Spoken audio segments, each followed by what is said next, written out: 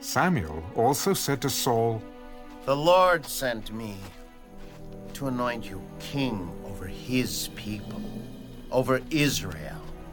Now, therefore, heed the voice of the words of the Lord. Thus says the Lord of hosts, I will punish Amalek for what he did to Israel, how he ambushed him on the way when he came up from Egypt. Now go and attack Amalek, and utterly destroy all that they have, and do not spare them. But kill both man and woman, infant and nursing child, ox and sheep, camel and donkey." So Saul gathered the people together and numbered them in Telaim, 200,000 foot soldiers and 10,000 men of Judah. And Saul came to the city of Amalek and lay in wait in the valley. Then Saul said to the Kenites, "Go, depart, get down from among the Amalekites, lest I destroy you with them. For you showed kindness to all the children of Israel when they came up out of Egypt." So the Kenites departed from among the Amalekites. And Saul attacked the Amalekites from Havilah all the way to Shur, which is east of Egypt. He also took Agag, king of the Amalekites, alive, and utterly destroyed all the people with the edge of the sword. But Saul and the people spared Agag and the best of the sheep, the oxen, the fatlings, the lambs, and all that was good, and were unwilling to utterly destroy them. But everything despised and worthless, that they utterly destroyed. Now the word of the Lord came to Samuel. "I greatly regret that I have set up Saul as king, for he has turned back from following me and has not performed my commandments." And it grieved Samuel, and he cried out to the Lord all night.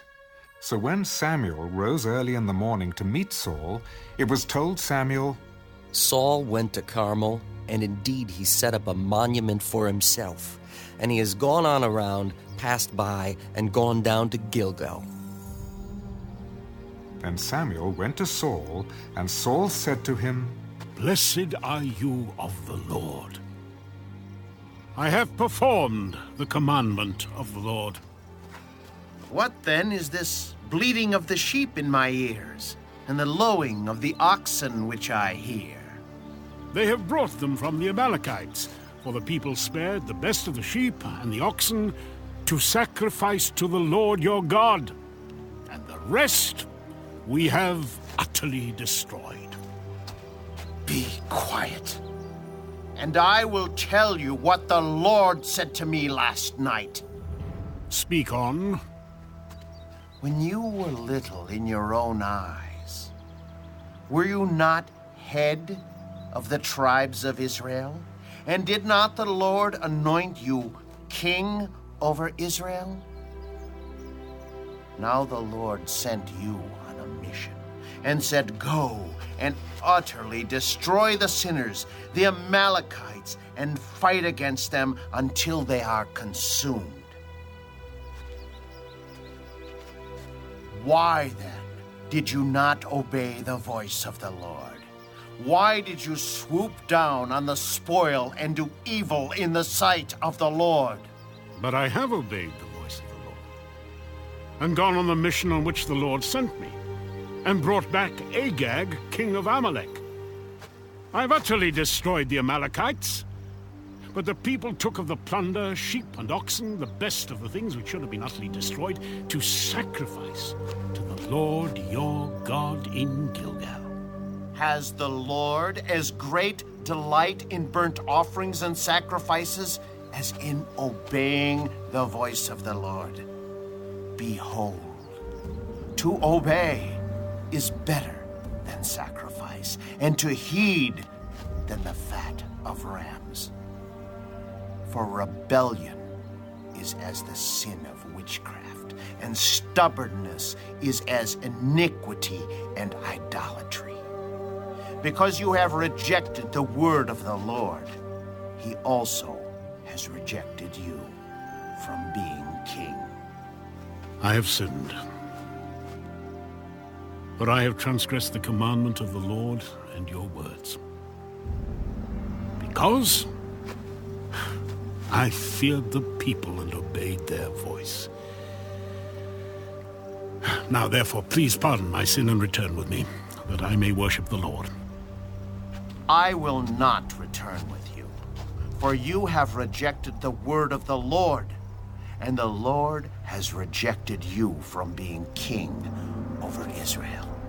And as Samuel turned around to go away, Saul seized the edge of his robe, and it tore. The Lord has torn the kingdom of Israel from you today, and has given it to a neighbor of yours, who is better than you.